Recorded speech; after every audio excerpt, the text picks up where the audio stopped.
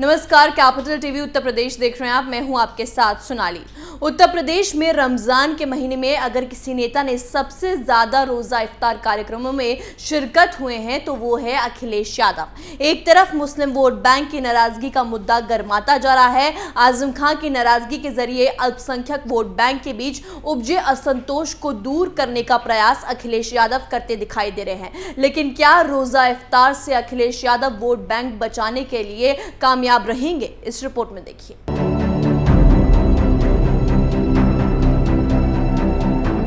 उत्तर प्रदेश में मुस्लिम vote bank किसके साथ रहेगा? क्या समाजवादी पार्टी का MY मुस्लिम समीकरण बिखर जाएगा?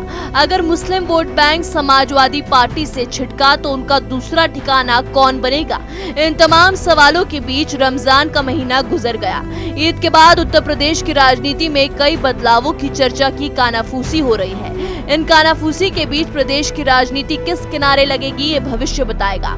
फिलहाल हर तरफ से अपने वोट बैंक को बचाने और खोए वोट बैंक को पाने की खींचतान चल रही है। उत्तर प्रदेश में भले ही चुनाव आने में करीब 2 साल का समय हो, लेकिन अखिलेश यादव की बड़ी परीक्षा अगले कुछ महीने में होने वाली है। आजम खां की नाराजगी के बहाने अल्पसंख्यक वोट बैंक में उपजे असंतोष को तमाम गैर भाजपा राजनीतिक दल हवा देकर माहौल को अपने पक्ष में करने की कोशिश में जुटे हुए हैं। वहीं अखिलेश यादव रोजा इफ्तार पार्टी के जरिए असंतोष को दूर करने की कोशिश करते दिखाई दे रहे हैं। उत्तर प्रदेश के राजनीतिक तापमान को आजम खां के मुद्दे ने काफी बढ़ा दिया है। अल्पसंख्यक समाज के अंदर अखिलेश यादव के रवैये पर एक नाराजगी साफ दिख रही है। चाहे केंद्र हो या राज्य की भाजपा सरकार, उनकी नीतियों के खिलाफ अखिलेश ने उस प्रकार का विरोध नहीं दर्ज कराया जिसकी उम्मीद ये समाज कर रहा था। नाहिद हसन हो या शहजुल इस्लाम, दोनों के ठिकानों पर बुलडोजर चला तो अखिलेश खुलकर सामने आकर विरोध नहीं कर पाए। कानून व्यवस्था के मसले पर होने वाली कार्रवाई के मामले में भी अखिलेश का विरोध लोक सतही मामले में लगा। ऐसे में आजम खां के प्रवक्ता की ओर से उनकी पार्टी और पार्टी अध्यक्ष के खिलाफ नाराजगी का मामला सामने आया तो समाज को एक आवाज मिल गई। सुर में सुर मिले तो लखनऊ तक हिल गया। रमजान के महीने में राजधानी और बाकी स्थलों पर रोजा इफ्तार कार्यक्रम में अखिलेश यादव ने बढ़ चढ़कर भाग लिया।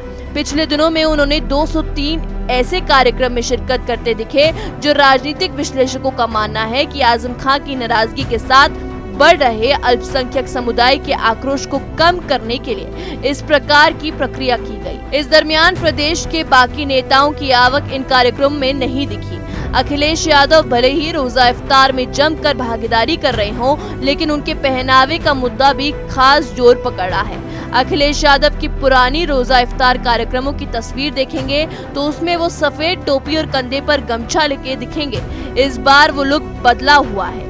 अखिलेश यादव पार्टी की टोपी यानी लाल टोपी में ही रोजा इफ्तार कार्यक्रमों में नजर आए। इस पर भी मुस्लिम समाज में चर्चा का बाजार गर्म है कि अखिलेश यादव को भी हिंदू वोट बैंक की चिंता सताने लगी है। अगर उन्होंने लुक बदला तो इसे अलग रूप में पेश किया जाएगा, इसलिए वो उनकी तरह नहीं दिखना चाहते हैं। ईद के दिन आजम खान ने अपनी नाराजगी व्यक्त कर साफ कर दिया है कि सपा अब उनकी प्राथमिकता में नहीं है, पार्टी को उनकी चिंता नहीं है। ऐसे में आगे सुप्रीम कोर्ट में होने वाली जमानत याचिका पर सुनवाई के बाद उन्हें बेल मिल सकती है। वो बाहर आते हैं तो उनके अगले कदम पर हर किसी की नजर होगी।